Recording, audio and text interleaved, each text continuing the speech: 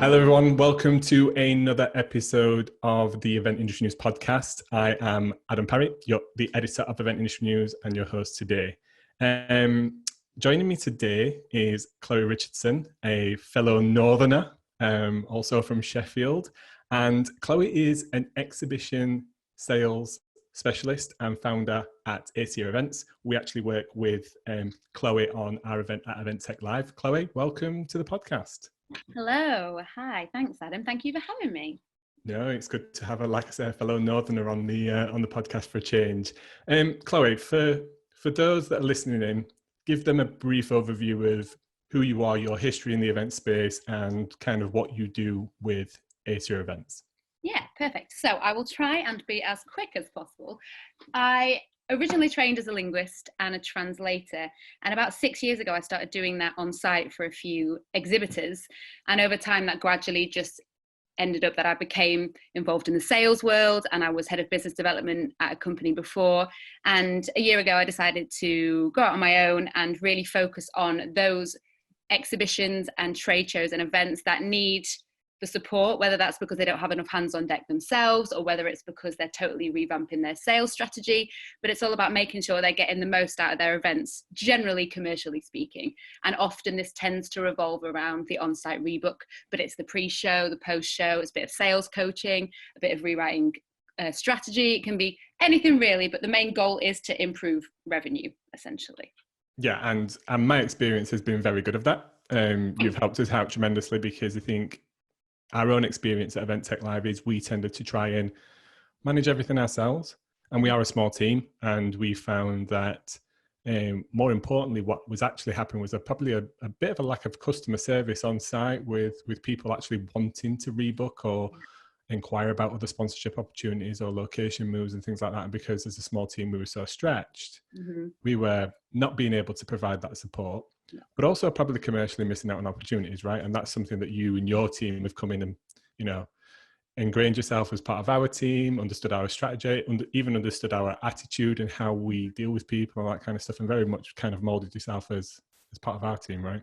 Yeah, I think it's important to be an extension of the team. And whilst I'm working alongside any project, as far as I'm concerned, I'm a member of that team and I represent that company, and you have to really be in the shoes of that organization when you're speaking with customers, and that customer touch point, that customer service, that customer journey.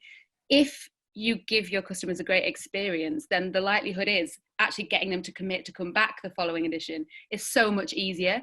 So already you've kind of accelerated the sales pitch without even doing a sales pitch, just because you've been there and been helpful.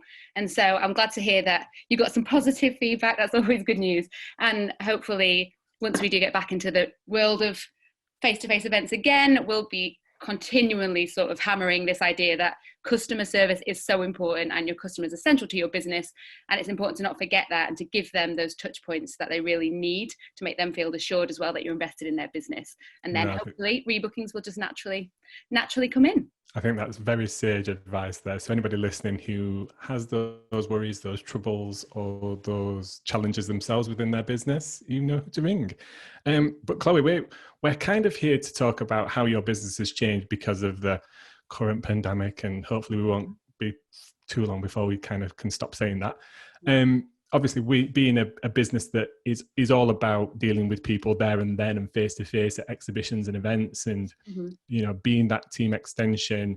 I would imagine, if you don't mind me saying, that overnight, due to this current situation, the need for on-site rebook or your business kind of evaporated somewhat through no fault of your own, right? Yeah, I think that's completely fair. I had every single one of my contracts for 2020, for example, indefinitely postponed.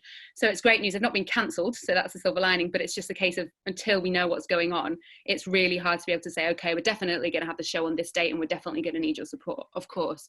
And I've sort of worked with all my customers in helping them with that transition, helping them with the communications to clients, that kind of thing. But yeah, you're completely right. I mean, the first week that all the sort of live events got cancelled, I was sat there and thinking, right, this is now a really scary time in that my business model, which is all about that human engagement and that interaction and that customer service.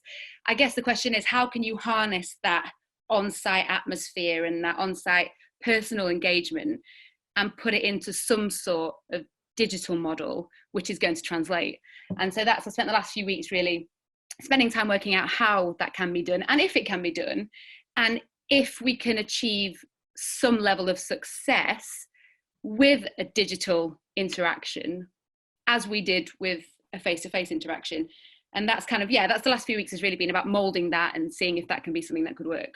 Yeah, no, I can absolutely see that. My ears were pricked up when you posted on LinkedIn saying that this had been something you're working on. And, you know, I'm in touch with lots and lots of organisers. There's lots and lots of information out there. As many people listening to this podcast will have already seen and heard of, that people are looking at the way to pivot to digital in the short term, maybe as a long-term strategy, as part of our overall strategy going forward. But they are taking the time to kind of go, right, can we deliver something as engaging now as part of, you know, an event strategy and the way that we deliver events until we can come back to face-to-face. But while they are still doing that, there are obviously still revenue opportunities. There are sponsors, there are exhibitors in some cases with some of these events. And I'm sure they are also, if they are very much used to having somebody like yourself on site working with them and their show teams to deliver that rebook and that customer facing engagement, like how does this sit online, right? Yeah. And it's a really good question. I think actually some of the things that I've kind of looked into over the last few weeks have shown me the importance of communication, of course, but actually I think it's taught me quite a lot that everybody should apply to every single event they run after this is over and when there are still face-to-face events, because there are so many ways that we can be there for our customers that this has really highlighted that maybe we weren't before.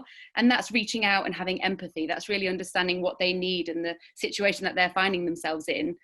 For your customers you've had for years, this is really the time to be there for them, not to try and get any revenue out of them, but to really understand their position and what their business is going through. Now, I think the key thing to remember is we all have to use some element of customer centricity. They need to be at the heart of our business. And there's no reason why if we put them at the heart of our business, we can't convert those sponsorships, those delegates, those speakers to come back again and again. And it's the main question is, how do we put the customer at the center of our digital events, and how can we use that and give them the best experience possible so that they want to come back and work with us again? Now, whether that's in real life, face to face, or whether that's in the virtual world, actually, is there much difference? I think if you put your client at the heart of it, really the result should be positive either way. Yeah. It's just we're used to communicating in a different way. And I suppose it's about how can you engage, particularly if we look at the on-site conversation, for example. We're so used to going up to somebody, shaking their hand, having a conversation.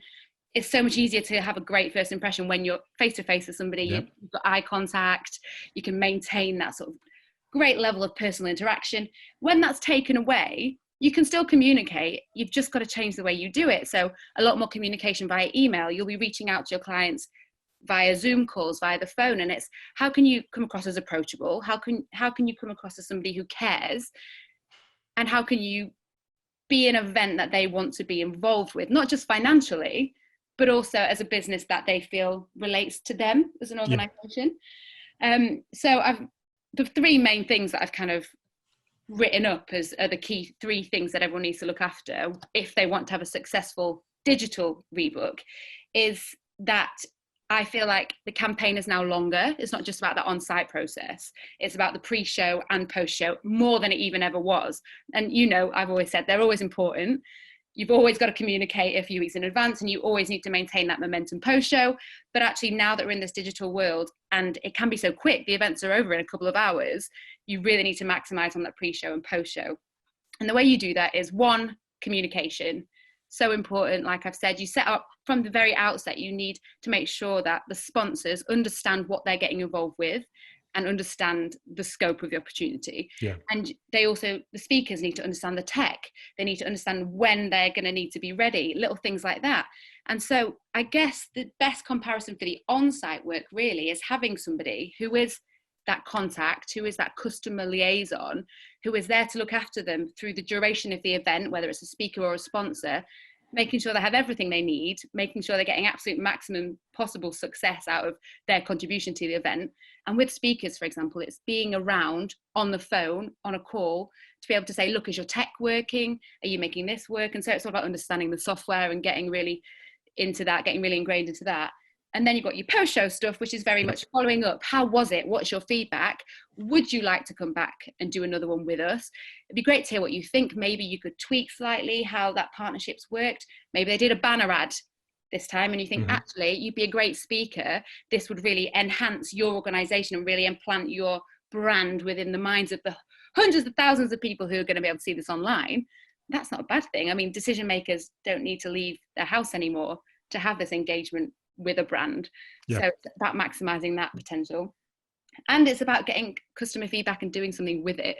So it's that post-show conversation of, okay, did you enjoy the event? What could we change? How could we make it better for you? And it's about actually using that, because like I said, the customer really should be at the heart of what everyone's doing. And if that is the case, then you have to adapt to make sure the customer's getting their needs. And I suppose that's where the consultative sales approach comes in with, and it's not just about new business development. When you have somebody who's locked into a sponsorship deal with you online, you still need to always be consulting them and finding out what you could do differently, because you never know, there may be a huge opportunity. They may not only want to rebook their sponsorship banner ad, they also might want to do 2 sessions. And if you don't ask them, you don't know that. So that's why the thing for me is really, it's about communication, it's about support, it's about being there to be there, whether it's a tech support or whatever. They might even, some of them might be a bit nervous about doing a video presentation, and so it's actually just talking it through with them and being a really positive brand ambassador for your event organization. And then the third thing is providing a solution, and hopefully that's what we're doing anyway, but we're providing a solution that's benefiting their key business objectives. And it's about how you word that in a way that makes them see that actually if they didn't get involved again, it would be a shame and they'd be missing out. So sorry, I went on a bit of a tangent. There's so much amazing information. I think we might have to kind of dig into those 3 areas a little bit more. But so what you're actually telling me, though, that this presents for you as a business an opportunity, and also for organizers, is in some ways a longer run up. You know, you could get involved with help with actually the attendees. Everybody knows that one of the most difficult things with paid for events is ticket conversion, right? Getting somebody there with a marketing message and getting somebody on that website and on that ticket page is one thing, but there's probably, you know, out of a dozen things, people kind of go, oh, well, I'm not quite sure. And they just don't make that ticket person. It just might be a question about the location of the event, the hotel, the facilities, the transport, the dates. You know, we kind of get the same questions over and over again at for Event Tech Live. So your team could actually get involved at that point for an organizer as well, and use tactics and information in that customer support sense to convert them and convert higher into paid attendees, right? Do you see that as an opportunity? Yeah, no, I think so. And I think it's really the marketing teams and the sales teams should be all singing from the same hymn sheet, whether it's delegate or exhibitor or sponsor marketing. And the main thing is we want the show, the online digital event, to be a success. And in order for it to be a success, first of all, the people funding it, the sponsors, the exhibitors, the speakers, all have to have felt like their presence was rewarded and they've reached some sort of company KPI, whether that's lead generation, whether that's conversion, or whether that's just brand awareness.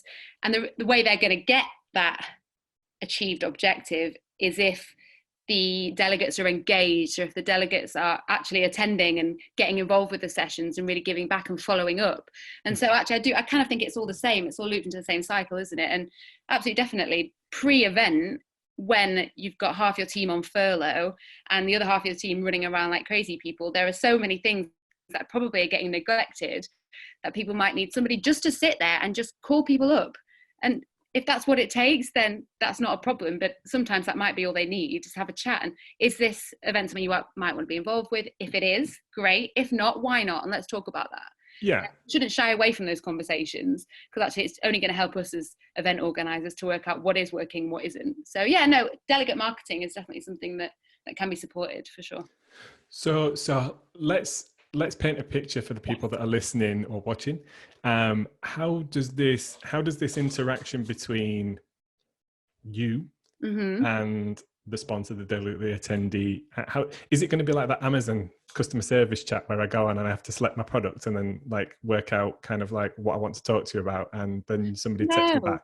actually completely opposite really. Yeah. So in an ideal world, let's speak hypothetically, let's talk about Event Tech Live as an example. Yeah. And let's pretend that you're doing a digital version of that next week. I guess what you do is you would have a list of all of your exhibitors, all of your sponsors that are attending, a bit of information about them, what the key decision maker's name is, that kind of thing. And you would actually either introduce me in an email or with a few Zoom calls and just be like, this is Chloe, she's going to be looking after you during the event day, and if you need anything at all, she's here, she's going to be supporting you, she's here for tech questions, here is her direct number, if you have any issues, please call her. And so you've already planted that seed of, I'm here to help. And already that's going to be so positively received a few weeks before the digital event itself. And then I would check in with them a couple of days before and just send them an email, say, how's it going? Do you need anything from me? Can I help you? And it's being that support mechanism that they might need, that you guys might not have time to do at that point, because you're thinking, oh my goodness, our event's in 2 days. We've got to set up this, do that. We can't find this. So we all know what it's like. It's the same as being on site. You're panicking, running around like a mad person. And so that responsibility of making sure your sponsors and speakers are okay, you don't have to do that anymore because you've got somebody else doing it, and you can rest assured knowing that's being done and that you can take it off your to-do list. And then it comes to, let's say it's a one-day event with a few seminar sessions, a few breakout discussion groups, that kind of thing. And it would be a case of, I would be involved in that, I would be watching, I would be there, I would be again on the end of the phone if they need anything. And it's just them knowing that somebody is there. Now, if it's somebody who's sponsoring a web page, there's going to be a lot more opportunities for me to contact them directly during the day and say, are you happy with your placement?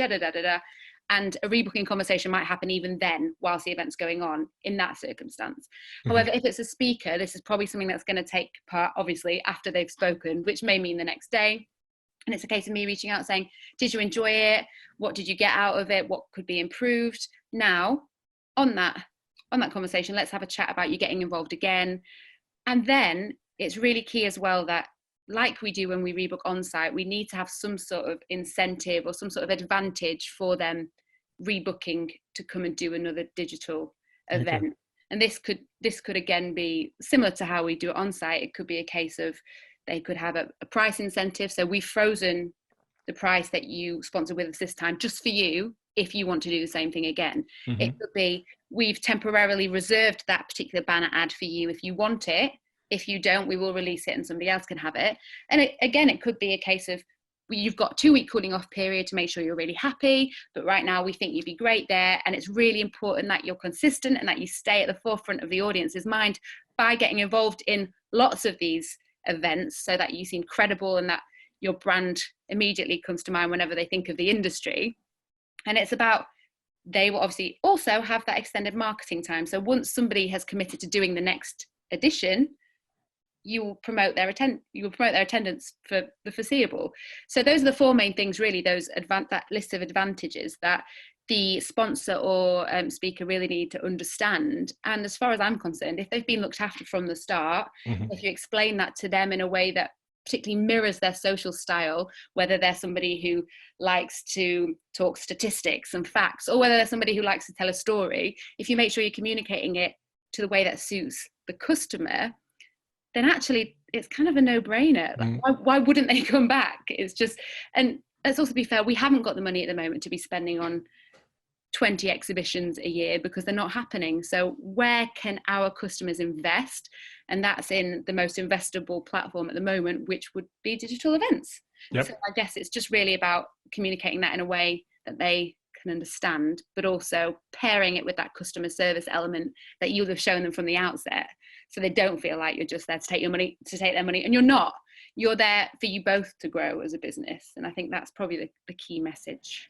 I think that's really good. I think that's really important to get all of that information and all of that support and those opportunities solidified there and then. Just because it's a digital event and not a face-to-face event doesn't mean that you still can't have those conversations about that, let's be honest, that go down the route of, let's say, fear of missing out or added value or preferential pricing going forward and things like that. Like, it's so true. People seem to be so terrified of having that conversation in the digital world, like I'm sure they were 20 years ago on site.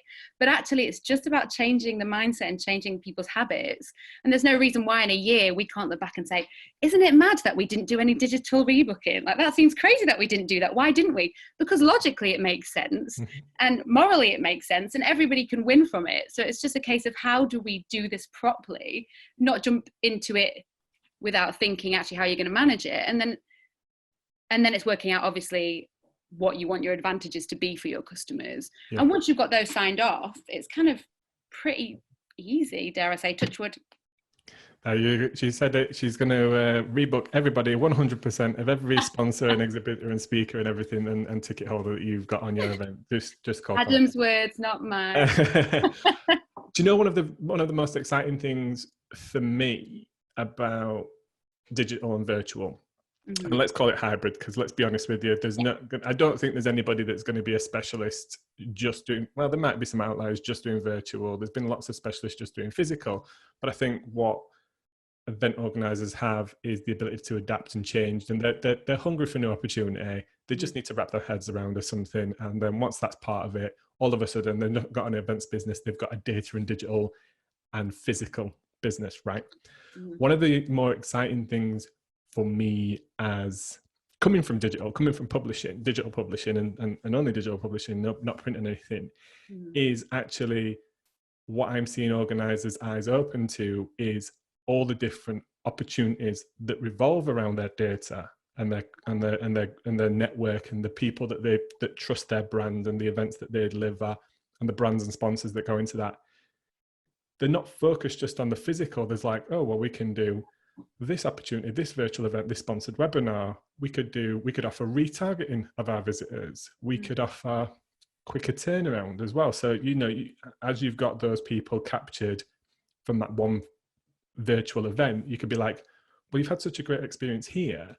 In 2 weeks, we've got this other thing. Do you want to sign up for that now as well? And the opportunities to capture all that in shorter period of time and quicker turnarounds, because we've not got a lead up of 12 months before that next event. You can actually start to break bigger events down into smaller bite-sized chunks and program it that way. Get huge amounts more. Have you seen the same? Or I think it's definitely going that way. I think in terms of the long-term effects of what's going on, this could be great for the industry for that very reason, that people aren't just going to have a flagship event and then disappear for 11 and a half months. That event will still take place, but alongside that, the communities and industries are growing, because they're going to have so many things in between: digital webinars, seminars, digital conferences, that actually make the industry even stronger. And I think that is what we're going to learn now, is that it doesn't have to just focus on one event a year and that be it. Actually, the communities need those regular events, whether it's in 2 weeks or 2 months.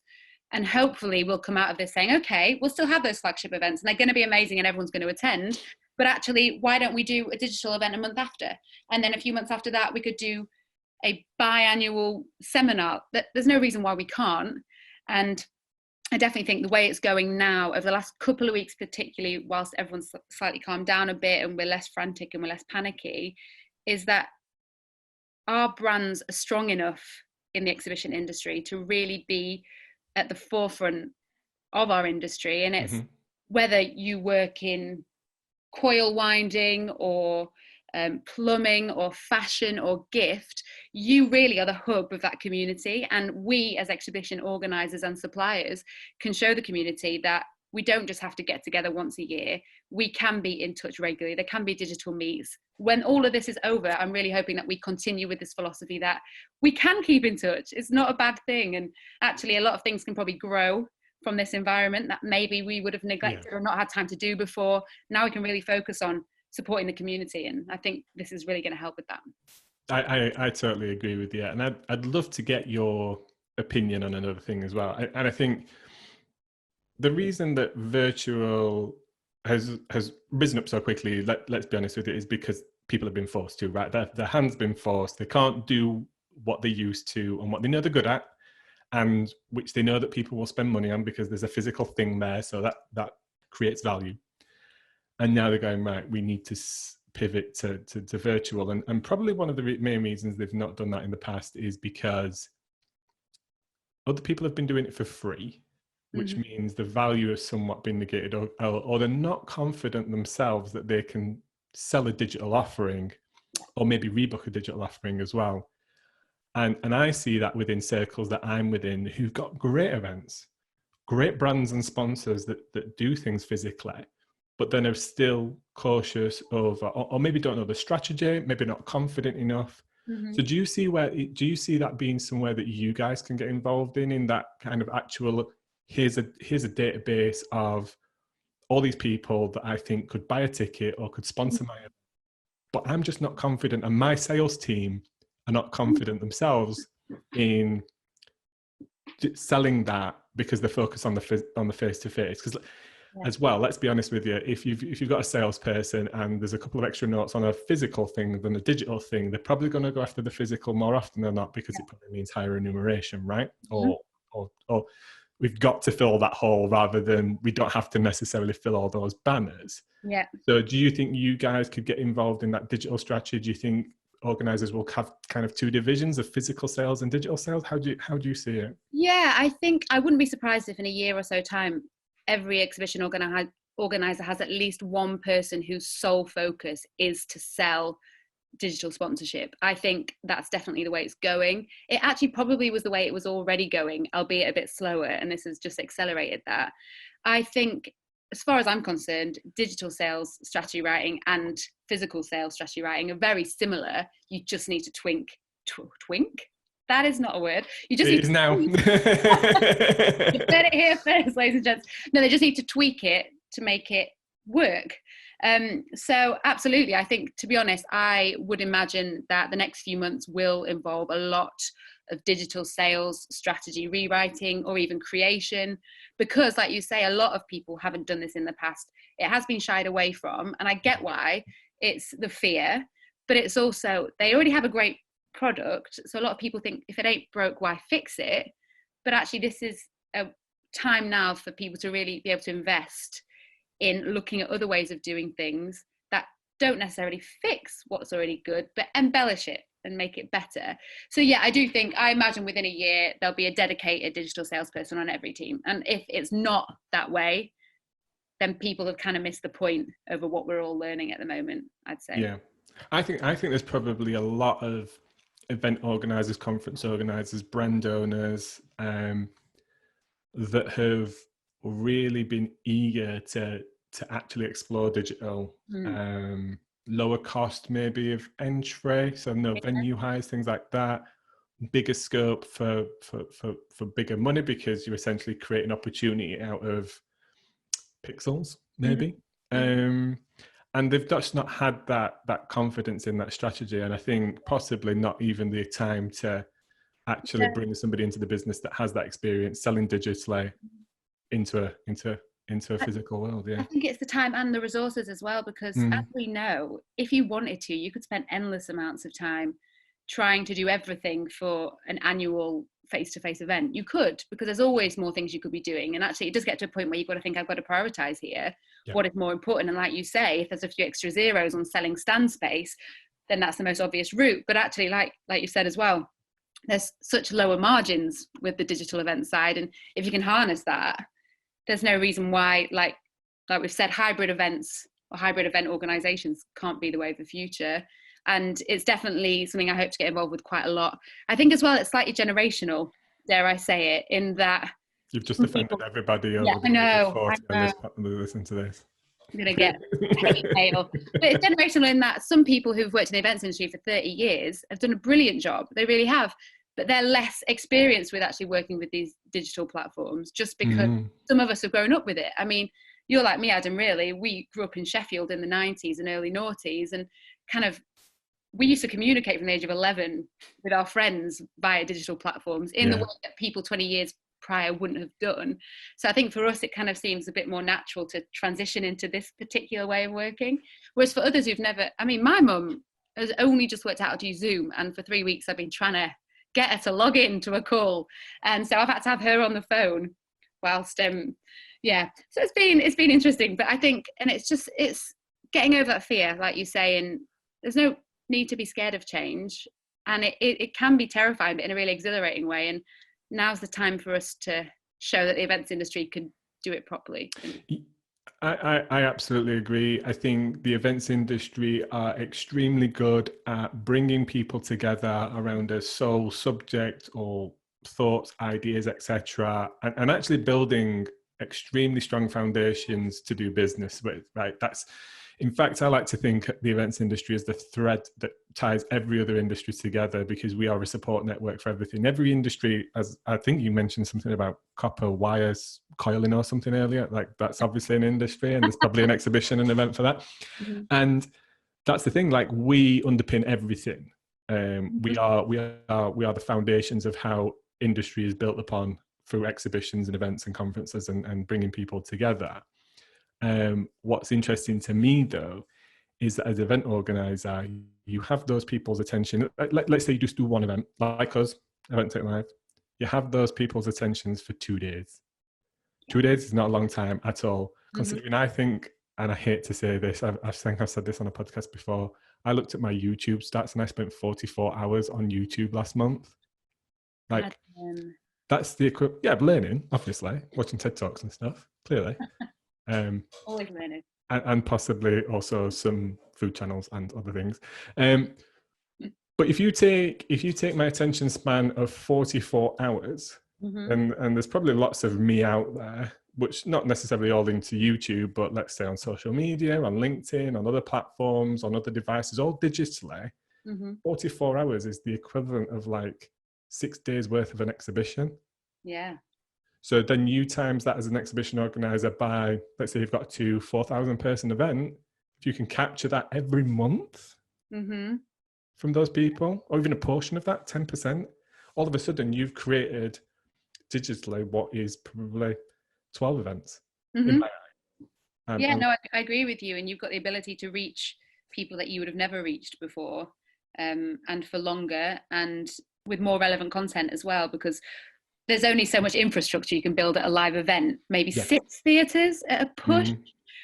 And you're also kind of dragging your audience between the 6, and there's always sessions that clash. Whereas now we have an opportunity to be able to do 100 sessions a day if we wanted, and still target as many people as we're able to. And it could actually be really, really beneficial and really fruitful in terms of lead generation, in terms of audience reach, because I bet some events that are going to go on in the next few months are going to get reach of hundreds of thousands of people, decision makers, buyers, directors, company owners, who are the ones who hold the budget, and they're all attending one event from the comfort of their own home. It's actually quite amazing when you think about it, the power it can have. Somebody said that to me. Somebody said the other day that actually they think it's probably easier to get CEOs and those real top level decision makers into a virtual event than it would be even to the biggest event for that sector for that year, right? Yeah, I definitely think that's the case. And I think knowing that they can just come online for an hour and watch some brilliant content that's relevant to them, that's sponsored by an organization they may have heard of, a brand that perhaps they're thinking about partnering with, to just take an hour of their time to do that rather than having to travel across the world and visit a flagship event. We want them to do both. Yeah, of course. It's a great way that they can. You obviously keep your content relevant, always developing. Every week it'll be some new topic of conversation. Whereas at the flagship event, it's kind of, this is the event, everyone's coming, we're networking. It's about those evenings and the morning runs that everyone does to support a charity that's chosen or whatever. And I think, I'm not surprised at all that there'll be more CEOs in a digital platform elsewhere. Yeah, I think digital also offers the ability to bring those really senior people into a room or virtual room and have a sponsor that and have their brand associated with that, where that just wouldn't have made sense face to face because of the where those people are located, their time constraints, all this kind of stuff. It would have just been financially unviable. But to bring those people into a digital room, the value is there and the sponsor gets huge value. Exactly. And also you could spice it up a bit. And if everyone, let's say, is UK based, if you've got a 99% domestic audience show, get Deliveroo on board, get them to chuck in a few takeaways for everyone. Everyone's got a takeaway, everyone's having a chat. People will be relaxed. People will be able to actually talk frankly and honestly. I think it could do wonders for partnerships, to come for decades. What Chloe really means by Deliveroo is 12 bottles of wine served. Hey, Jägermeister is always Jaeger. on the menu. Little bottles of Jägermeister. Also the Red Bull. Other energy drinks are available, of course. Do you think this opens up lots more opportunity in the sense of growing a brand as well? Because everybody focuses generally on the sales side of things, don't they? And that's really important. But do you think it's also an opportunity to really grow brand? And one more, actually, I'm going to track back on. We'll come back to that question. But my first question to you is, because it's related to the last point, is I don't know whether you know this, but the amount of people or companies that end up dropping off before they get to the actual point of booking a physical event because of logistic issues, travel, staff availability, all that kind of stuff. Do you have any insight into that? Because I would imagine virtual opens up that much wider in terms of actually capturing a lot of those people that would have said no to a physical event. I mean, generally speaking, if it's all done internally, we wouldn't really get those figures if they weren't actually going to be able to physically attend the event. But I'm assuming we get a lot of people who even do turn up who have said they almost didn't because the hotels weren't available, or because of transport, because somebody wasn't, like you say, a staff member wasn't available and they had to find someone last minute to replace them. Because it's not just about them paying for the floor space, it's about them paying for everything else, isn't it? Like you say, the logistics to actually get there. So yeah, it's definitely taken all away with digital events. You don't have to worry about the 7 members of staff who need a hotel room, and one of them likes to be in this side of the city, the other one likes to be on the other. It's not something that would ever come to question with digital events. So that's also quite nice. Yeah, quite a nice positive spin. The risk as well, I would imagine, and possibly if that company is very also, which we hope every is sustainability focused, then the impact of that travel logistics, stand build, all that kind of stuff may also play into negative decision against the event, not because of anything the event's done. It just might be the time of year, where it's located, all that kind of stuff, and all that kind of things compounds to go, well, maybe we shouldn't do that. I think there is definitely room here to add a few more revenue streams in terms of what you can actually speak with your clients about them investing in, because where sustainability is becoming so important and so prominent, particularly with the events world, you may get people who no longer want to invest in lanyards or paper tickets or floor signs or hanging banners because of the sustainability impact. Whereas now you're offering them something which is 100% eco-friendly, you will find, particularly with your larger sponsors, that people are finding the money to invest in that because it's supporting them ticking that sustainability box. Whereas before they may not have wanted to invest the money in something that wasn't doing that. So it's a positive from that angle as well. Awesome. And then I suppose let's round off with some advice then. Yes. How would you do this? So I'm Adam. It's my first digital event. I've never sold a digital event, never sold a sponsorship against it.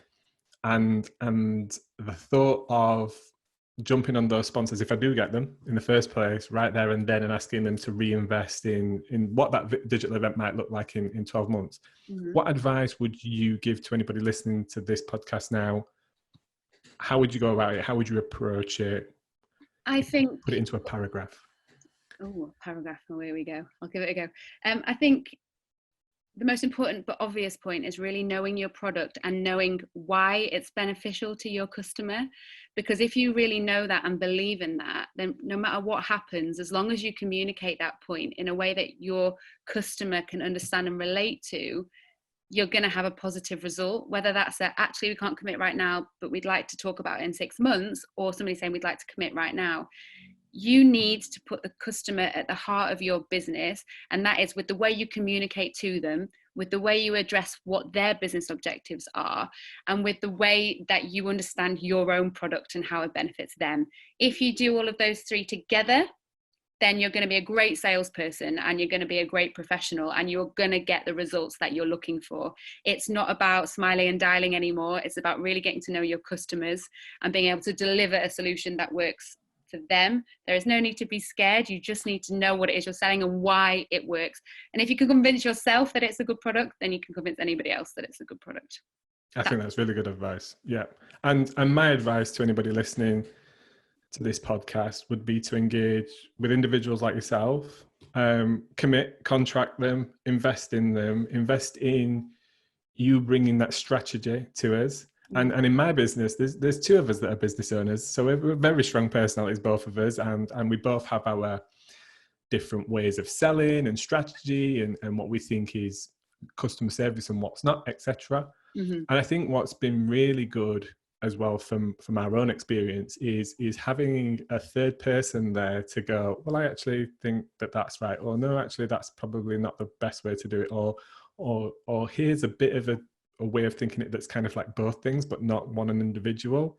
So for me, if you've not done a virtual event before but you do want to capitalize on that time there with those people and get as much of that investment back into the pot committed for the following event, then I think investing in somebody like yourself, Chloe, and that knowledge and that checkpoint and that sound of reason and all that kind of stuff, and also the experience of like hundreds and hundreds of other events and stuff that all do it differently, like that's worth a lot of that saves me years on time on figuring all that out and making all those mistakes myself. So for anybody listening to this that's kind of thinking about a virtual strategy and thinking about revenue and sponsorship and how do I approach it and how do I rebook it and how do I show value and how do I get my team on board to go, well, we're really behind selling this banner.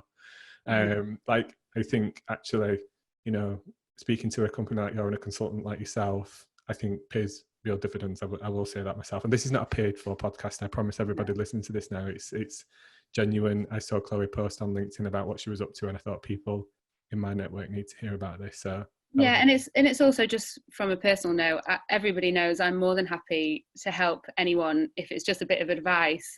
I won't charge for advice. It's just a case of I want us all to get through this, and I really think that we can all get through this, and we really need to use digital events to maximize and capitalize on what they offer and how we can help our customers with them.